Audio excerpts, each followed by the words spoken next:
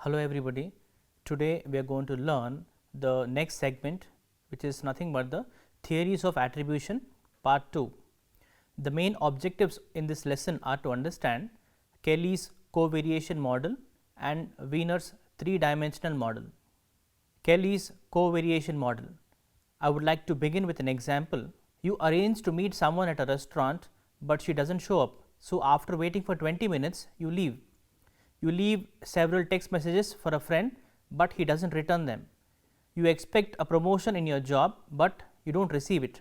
In all these situations, you would probably wonder why these events occurred. Why didn't your acquaintance show up at the restaurant? Did she forget?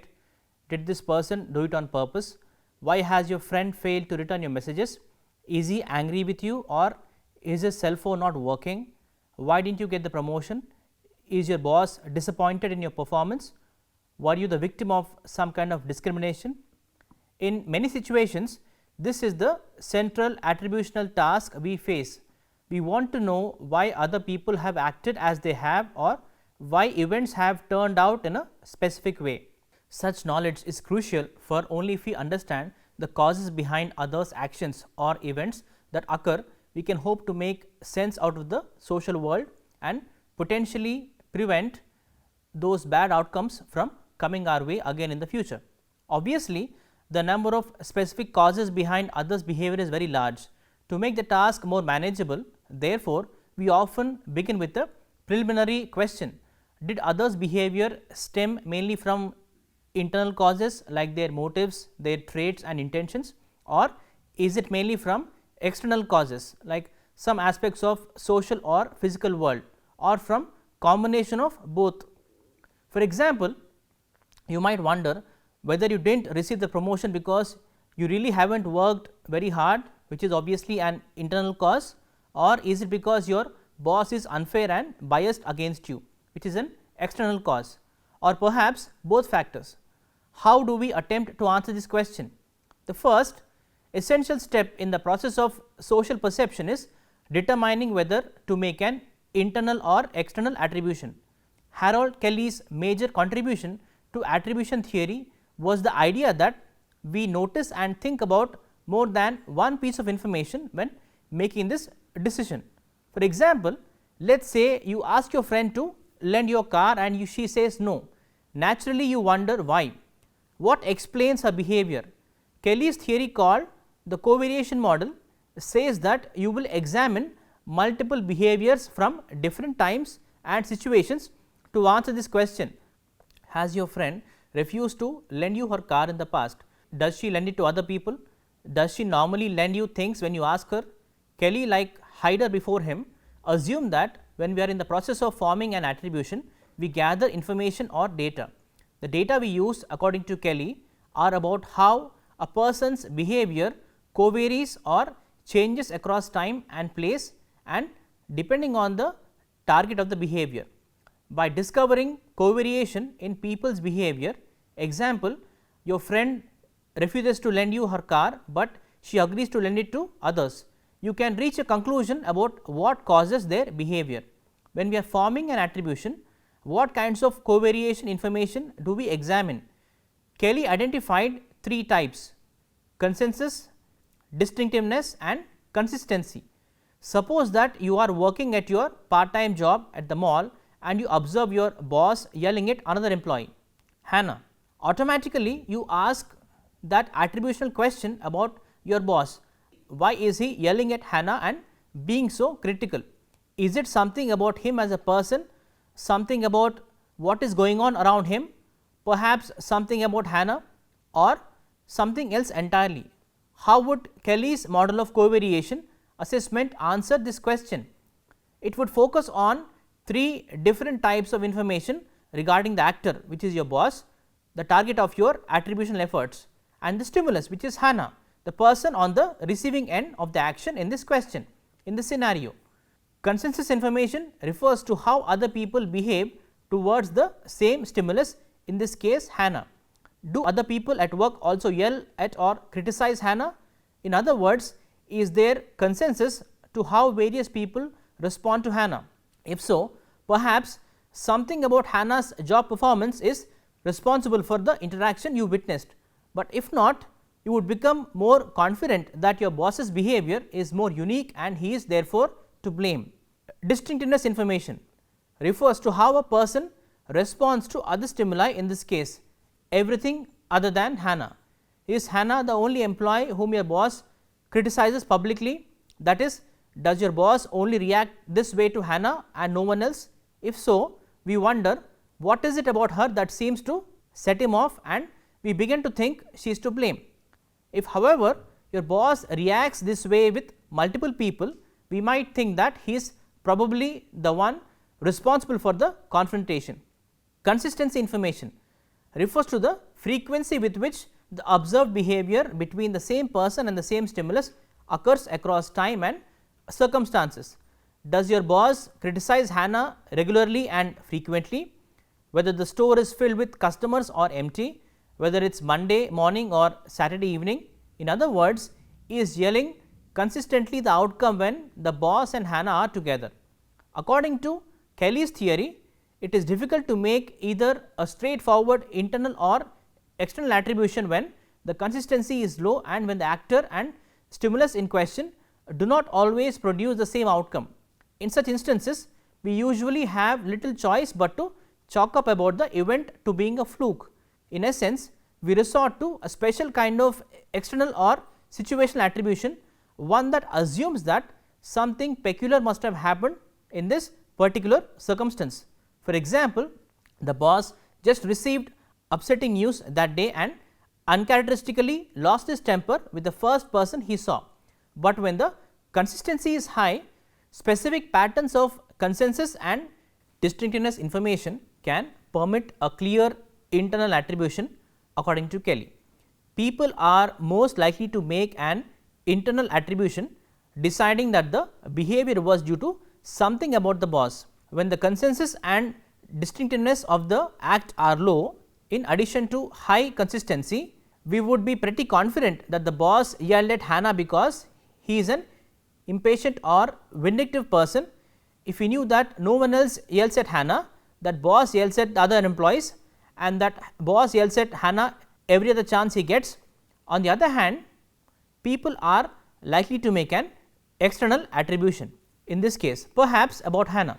If consensus, distinctiveness and consistency are all high, if everyone always yells at Hannah too and the boss never yells at anyone else otherwise, we can be pretty confident that something about Hannah is triggering this response in the boss and everyone else. Let me give you another example. Imagine that you see a server in the restaurant flirt with a customer. This behavior raises an interesting question. Why does the server act this way?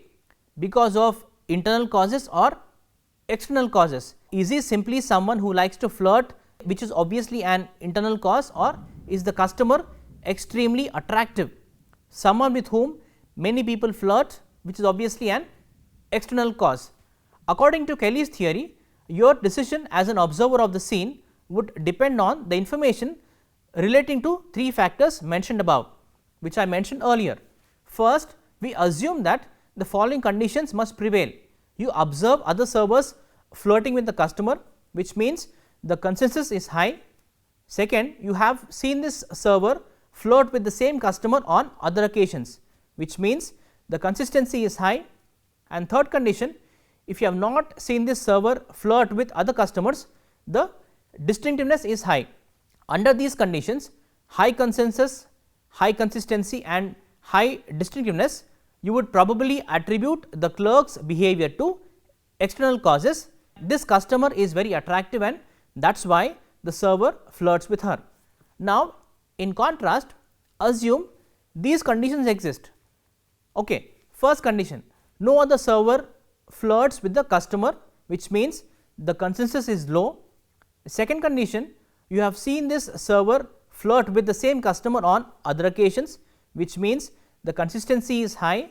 And the third condition, you have seen this server flirt with many other customers too, which means the distinctiveness is low.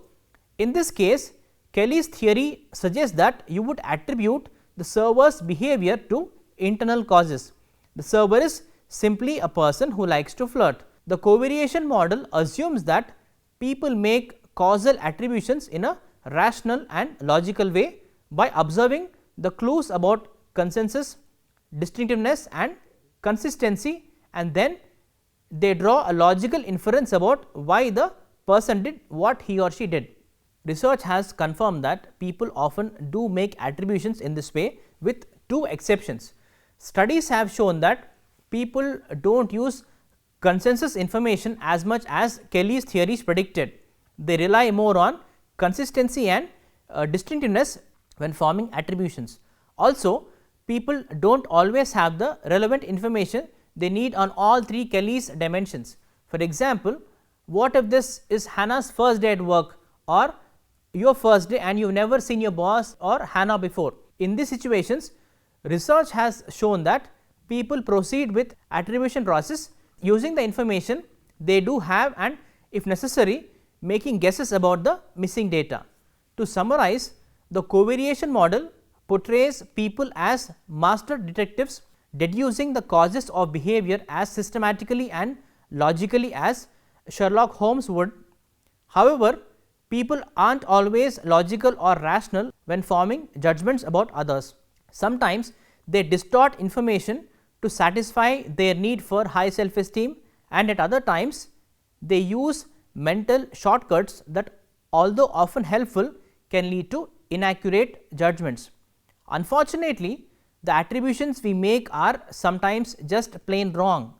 In the next lecture, we will discuss some specific errors or biases that plague the attribution process. We do not always follow straightforward logic of the covariation model in a balanced and level headed way. One such shortcut is common, the idea that people do what they do because of the kind of people they are, not because of the situation they are in. The basic assumption of Kelly's theory have been confirmed in a wide range of social situations.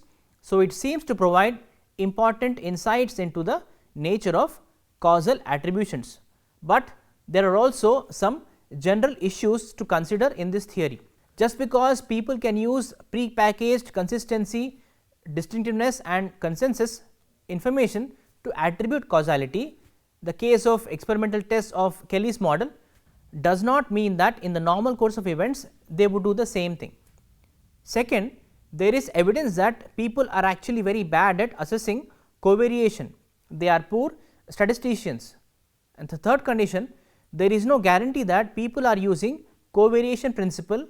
They may attribute the causality to the most salient feature or whatever causal agent appears to be similar to that effect. If people do attribute causality on the basis of covariance or correlation, then they certainly are naive scientists. Covariation is not causation. Another drawback of the covariation model is that consistency, distinctiveness and consensus information requires multiple observations. Sometimes we have this information, we may know that Tom does indeed laugh often at almost anything, which means low distinctiveness, and others do not find the comedian particularly amusing, which means low consensus. At other times, we may have incomplete information or even no information from multiple observations. How do we attribute causality? To deal with this, Kelly introduced the notion of causal schemata beliefs or preconceptions acquired from experience about how certain kinds of cause interact to produce a specific effect. One such schema is that a particular effect requires at least two causes, called the multiple necessary cause schema. For example, someone with a drunk driving record must have drunk a certain amount of alcohol and have been in control of the vehicle. Let us now learn other various dimensions of causal attribution. while we are often very interested in knowing whether others' behavior stemmed mainly from internal or external causes, this is not the entire story. In addition, we are also concerned with two other questions. Are the causal factors that influenced their behavior likely to be stable over time or likely to change? Are these factors controllable? Can the individual change or influence them if he or she wishes to do so? These dimensions are independent of the internal external dimension which we have just considered. For instance, some of the internal causes of behavior tend to be quite stable over time, such as personality traits or temperament. In contrast, other internal causes can often do change greatly, for instance motives, health and fatigue. Similarly, some internal causes are controllable. Individuals can, if they wish, learn to hold their tempers in check. Other internal causes such as chronic illnesses or disabilities are not. The same is true for external causes of behavior. Some are stable over time. Example, laws or social norms telling how we should behave in various situations, whereas others are not. Example, bad luck. A large body of evidence indicates that in trying to understand the causes behind others' behavior, we do take note of all the three of these dimensions: internal, external, stable, unstable, controllable, uncontrollable. Now, I will be teaching a new topic, Weiner's three-dimensional model. A theoretical model developed by Weiner has become very influential in social psychology today. According to this attribution theory, individuals make efforts to try interpreting causes of event or behavior. Another extension of attribution theory focuses on the causes and consequences of the attribution people make for how well they and others perform a task. For example, success or failure in an examination. In making an achievement attribution, we consider these three performance dimensions. The first one, locus, which is nothing but is the performance caused by the actor, internal or by the situation, external. Second, stability is the internal or external cause, a stable or unstable one. The third factor, controllability, to what extent is the future task performance under the actor's control. These produce 8 different types of explanations for task performance. For example, failure in an examination might be attributed to unusual hindrance from others if the student was intelligent. Therefore, failure is external. Hence, there is a 3-stage process underlying an attribution: observation, perception of the behavior. According to Weiner, the major factors affecting attributions include ability, effort, task difficulty and luck. Therefore, he classified attributions on 3 causal dimensions: locus of control, stability and controllability. When we succeed, we attribute successes to internal factors like our skill. When a rival succeeds, we tend to attribute it to an external cause like luck. In contrast, when we fail, we will more likely to attribute causes to situational factors rather than to internal factors. When other individuals fail, internal attribution is often used. Weiner developed a theoretical framework that has become very influential in social psychology today. Attribution theory assumes that people try to determine why people do what they do, that is, interpret causes to an event or behavior.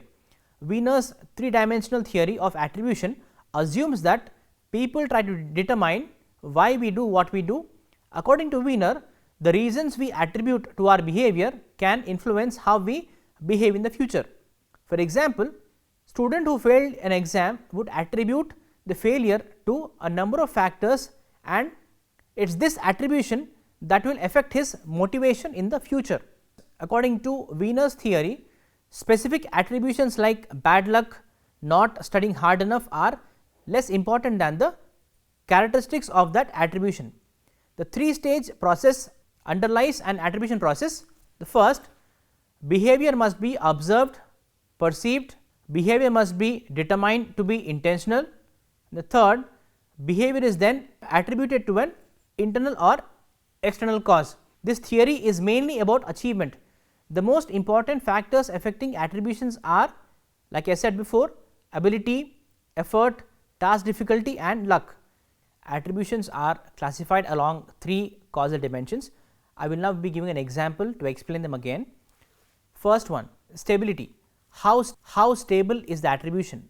For example, if the student believes that they failed the exam because they weren't smart enough, this is a stable factor, and unstable factor is a less permanent one, like one has been ill.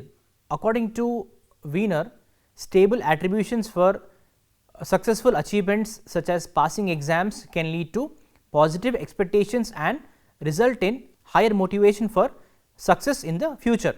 However, in negative situations, as failing in the exam, stable attributions can lead to lower expectations in the future. Next dimension, locus of control. Whether the event caused by an internal or external factor.